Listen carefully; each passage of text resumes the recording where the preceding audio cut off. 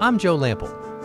When I created Growing a Greener World, I had one goal: to tell stories of everyday people, innovators, entrepreneurs, forward-thinking leaders who are all, in ways both big and small, dedicated to organic gardening and farming, lightening our footprint, conserving vital resources, protecting natural habitats, making a tangible difference for us all. They're real, they're passionate, they're all around us. They're the game changers who are literally growing a greener world and inspiring the rest of us to do the same. Growing a greener world, it's more than a movement, it's our mission.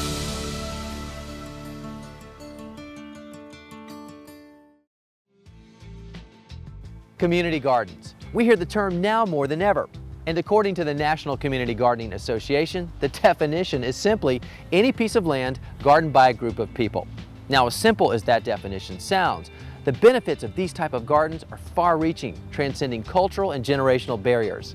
When we garden together, we enhance not only our quality of life, but that of our families and communities by providing a catalyst for enhancing self-reliance, beautifying neighborhoods, providing nutritional food, and reducing family food budgets. In addition, we're creating urban ecosystems and conserving resources and creating opportunities for education, therapy, exercise, and recreation. Bobby Wilson is president of the American Community Gardening Association. Along with his ever-present passion for his work lies an army of like-minded volunteers and leaders and some impressive resources to help spread the gospel of community gardening. We have a big lunch in community gardening going on across America right now for a lot of different reasons. One of the major reasons is that the First Lady put in a garden at the White House. It's the first garden that has been put in at the White House since World War I, World War II. We finally got a Secretary of Agriculture that has acknowledged inner city agriculture. So Secretary Vilsack has a program around inner city agriculture. Lots of people are concerned about where their food comes from. So more and more people want to grow their own food. So more and more people want their children to be exposed to the environment so they can get a good positive feeling. And we want our children to know where the food comes from. So many of our children think food comes from the grocery store. They have no idea that it comes from the soil. The American Community Gardening Association is a binational organization that provides technical assistance to individuals and groups that has a desire and a means to want to grow their own fresh vegetables. Community gardening is about building communities, making the community that you are part of stronger so that you can deal with the challenges within that community. And that's what the American Community Gardening Association is all about. It's providing that network of people, resources, so that you can make your community a much better place to live and grow in. Along with all the resources that the National Community Gardening Association deploys across the country, they've also put a big investment right here into Columbus, Ohio. Exactly. The American Community Gardening Association is excited about our new home right here at Franklin Park Conservatory. It's an excellent opportunity. It's a good central location. It gives us means that we can disperse across the country to really do some exciting things with all sorts of communities across North America. And we're just so excited to be here at this new facility that they have put together. And they really gave the American Community Gardening Association a new home. A new home so that we can provide the technical assistance to communities across the country that is really needed in order for community gardens to be successful. You may not have known this, But in 2009 and 2010, seed companies, they have sold more vegetable seeds than they've sold flower seeds. This trend goes back to 2000. This goes back to World War I, World War II. So people are really concerned and really interested in growing their own vegetables. And we see this trend continuing on into the future, that people really want to know how to grow their own fresh vegetables. Yeah. It's an exciting time to be involved in the gardening, greening movement. As you know, people have been gardening for a long time. Yes. We have gardens in Atlanta that's 35 years old. So community gardens have been around that long. Not just gardening, but community gardening. But more and more people are doing community gardening. Young people, old people, black people, white people, everybody want to be involved in this gardening, greening movement. Let's take it to the next level. Let's make it successful. Let's make sure that people are not only growing vegetables to feed themselves, but they are also growing their communities to make them exciting, to make them a better place. And we are going to make it happen through Franklin Park Conservatory and the American Community Gardening Association. A great day for gardening. Great day for gardening. It is indeed.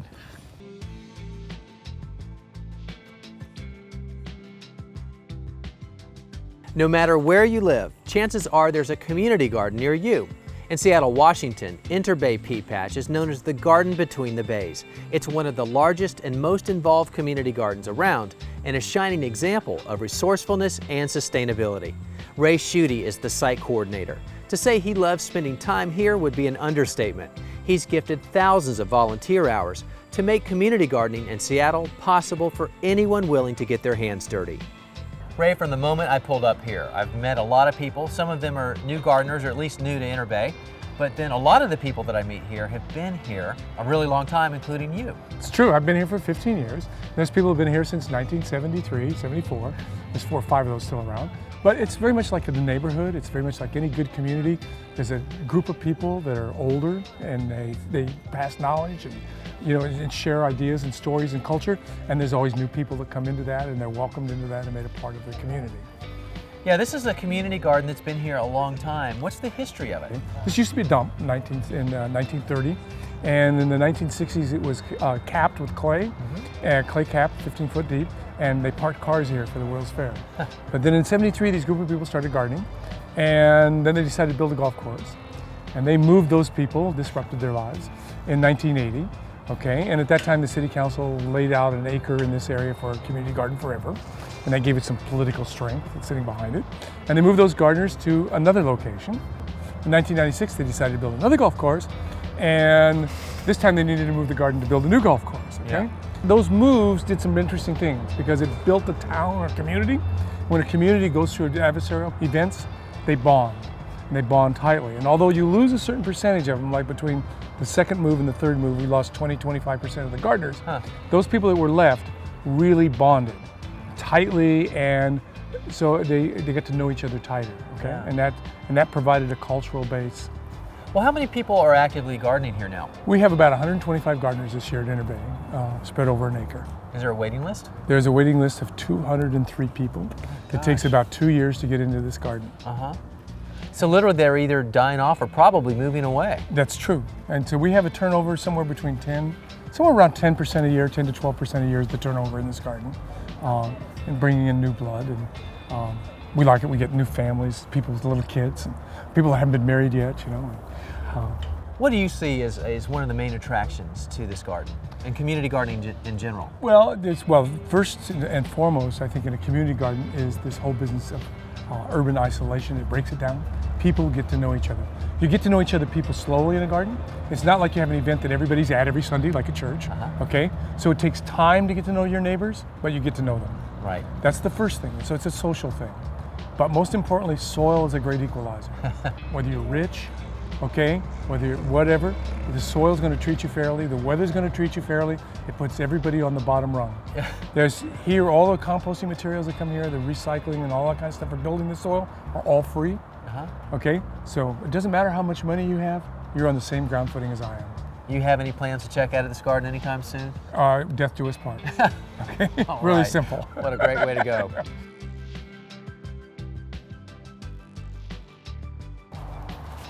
Seattle has 300 days in their growing season. I am so jealous. And right now it's early spring and there is so much growing in the garden.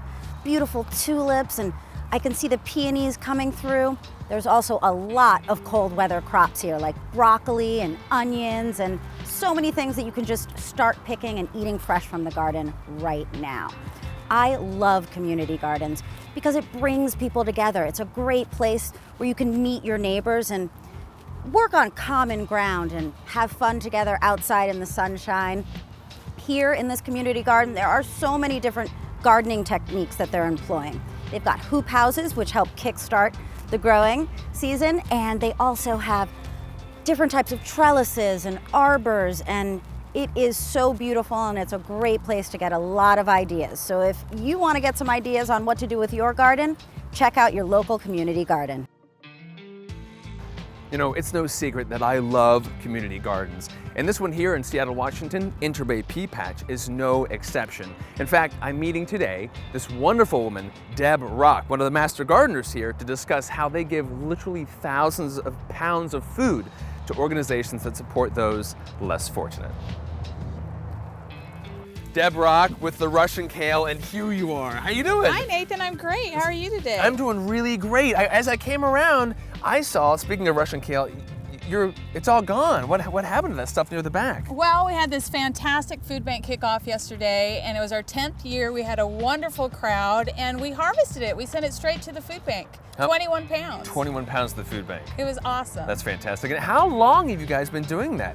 Well, food bank is a tradition here at Interbay that's about 30 years old now, maybe a little bit longer, but I've been coordinating it with the help of lots of volunteers for about 10 years. This is my 11th spring in the food bank garden. That's fantastic. 11th year food bank, and how many different organizations do you guys support? It's not just food bank, I've heard. Well, if we have a pumpkin or a zucchini, that gets cut up and sent in and made into meals, and that goes into our Meals on Wheels programs that can serve up to 1,000 shut-ins a week. Wow. We send it to transitional housing, shelters for women and children, and just about anyone that in need, we're trying to put some organic produce in their cupboards so that they eat better and have better health. The thing about this garden, it's just really a community. As I'm walking around discussing with the other farmers and the other people of community, it's not just that. You guys know each other. You've been working together for a long time. There's some master gardeners here, and you support your community near and far. It's absolutely amazing. It's so cool. I'm part of, this is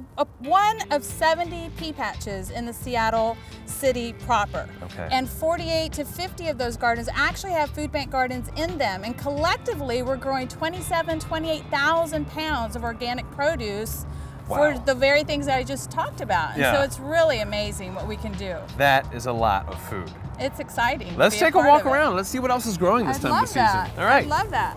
All of the beds that are along the fence line are designated food bank plots. Good. So in the spring, we start planting them directly with beets, onions, collards, kale, and this really chilly, kind of rainy, kind of miserable weather that we're famous for here in Seattle. These are the types of vegetables that actually love it and grow really well here. And they're dense and vitamin rich and very nutritious. And we've all really learned how to really enjoy them in our daily diet. Yeah. It's phenomenal. That is fantastic. And I can only assume that you guys bring a lot of this stuff home as well. I mean, when did that sort of thing start? When you have all this food that you're giving out to these organizations, when did it start where you thought, you know what, this tastes pretty good?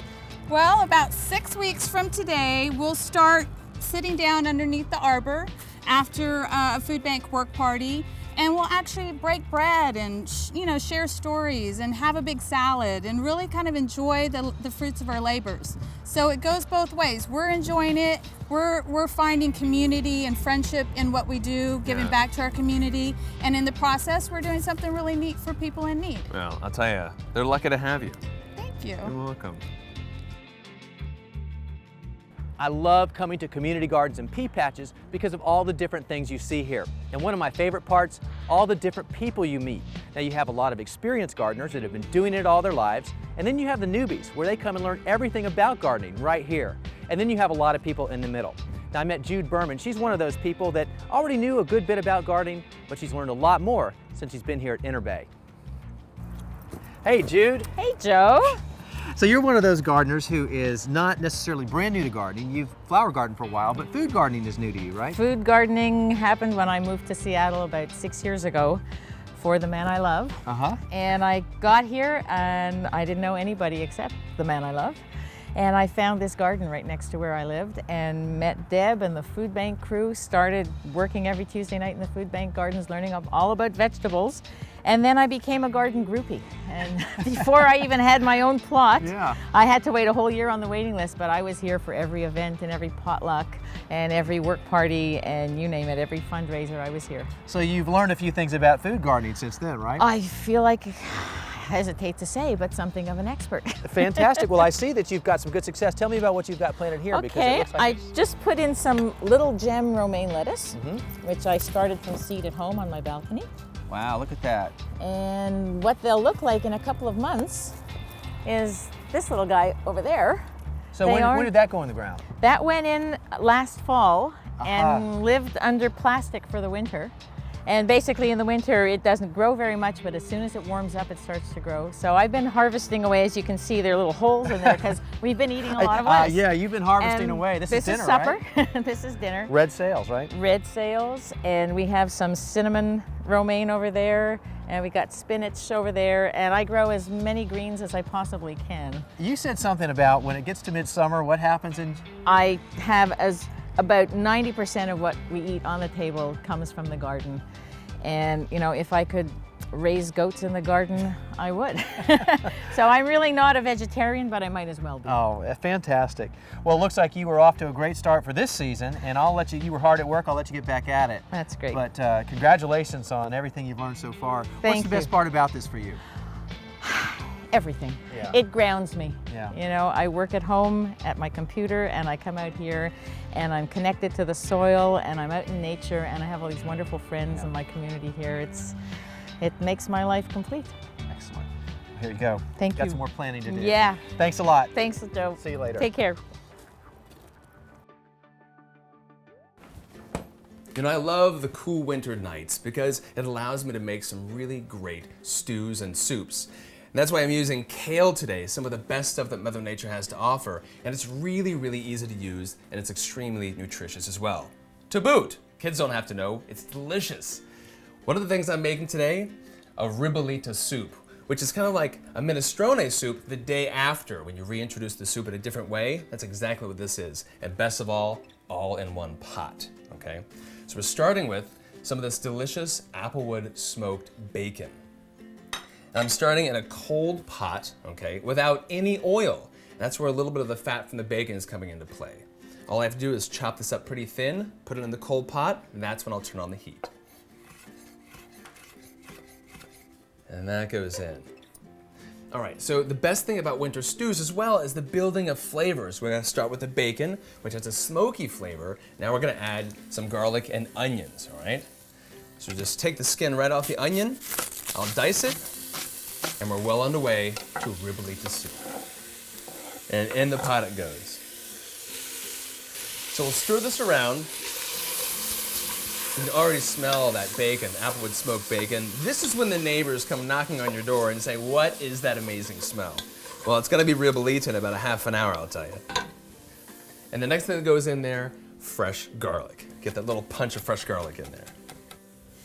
Now we're talking about building of flavors. We have the bacon, some onions, and also the garlic. Let's add a little kick, a little bit of heat in there. So that's why we have these great red pepper flakes, okay? I'm adding them now because the oil in the red pepper flakes mixes with the fat and the oil with the bacon, and that's what makes it all come together.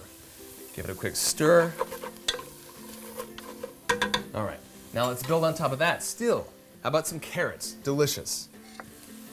All right, now when you're cutting these carrots, you actually want to cut them fairly thin, okay? Because that'll help it cook faster. Half an hour, dinner is on the table. And the carrots want to join the fun. in they go.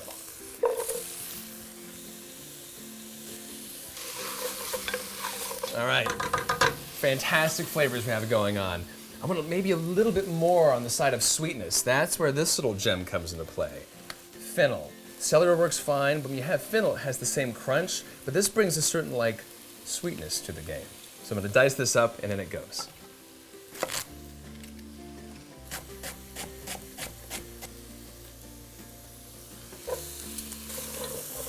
Oh yeah, you smell that? It smells like the licorice from fennel, that bacon, amazing. Okay. And the next thing is just everybody jumps in the pool at the same time, which is okay. We're gonna have these wonderful cannellini beans. You can use Great Northern beans, any old white bean will work fine, all right? They'll go in, they jump on in, and then we have these tomatoes. You know what? Fresh tomatoes are great, but only when they're in season. Canned tomatoes are fantastic in the middle of wintertime because they're canned at the peak of their flavor. And these are even better because they're like roasted tomatoes, which gives an extra little something to your dish, and they jump into. I'm gonna add a little bit of fresh herbs. This is thyme, okay? And we just put the thyme in whole like this because at the end we can just pull the stems out, just like this, all right? Chicken stock, homemade chicken stock. Oh man. And the last thing to go in, last but not least, is this amazing kale. And all I've done is I just pull them off the main rib just like that into pieces. And here we go. Everybody in the pool. Now I can kind of push it down with a spoon, and that's just about it. So we'll wait for this to come to a simmer. When we come back, it'll smell amazing. Pull up a chair, guys. It's perfect. It's amazing. Get a little bit of that heat from the red pepper flakes, the sweetness from that fennel, the beans, the kale, it's all right there. And actually, I decided not to blend it because I like to showcase all that great stuff. Just like that. Ooh, and don't forget about that homemade chicken stock, and that's why I'm saving all this stuff over here. I don't want to compost it when it has plenty of flavor. Use it for chicken stock. Also had a little bit of bread left over. Slice them up, toasted it, and made what's called crostini, and that goes great with this soup. A little drizzle of olive oil. And nothing says Italian more than Parmigiano Reggiano right over top. And if you want this recipe, and any other thing that I've done on this show, right there, growingagreenerworld.com, and it's all there for you all the time. And there we go, guys. Wintertime, never tasted so good. People that garden in a community setting get much more than just the produce or flowers. The shared experience of cultivating the soil and growing plants are only part of a bigger picture. The various opportunities to engage in group projects really grow a strong community between the volunteers. The gardens are often just the glue that holds that community together. Community gardens and pea patches are so much more than just the gardening. For me, it was the great soup today. Oh, and I enjoyed being outside in the fresh air and the sunlight. And also, you guys allowing us to break bread with you and giving back to the community that you support. Jean, how about you? What was your best part of today? Having you lovely, gorgeous young people come see us. Cheers to that. For the entire Growing a Greener World crew and all our new best friends, thanks for joining us. We'll see you back here next time for more Growing a Greener World. All right. But it's not just about growing food for themselves that keeps them coming back. That's right. It's about the. It's about giving. Do you want to stress giving? But it's not just But it's not just about the food they grow for themselves that keeps them coming back. That's right. It's about giving back through the shared experience of experiencing Mother Nature. And here we go. Ready? Action. Three. Through the shared experience. Through the shared experience. Connecting. That's what it is. That's the experience. Connecting. Thank you. Three. Action. 3, 2.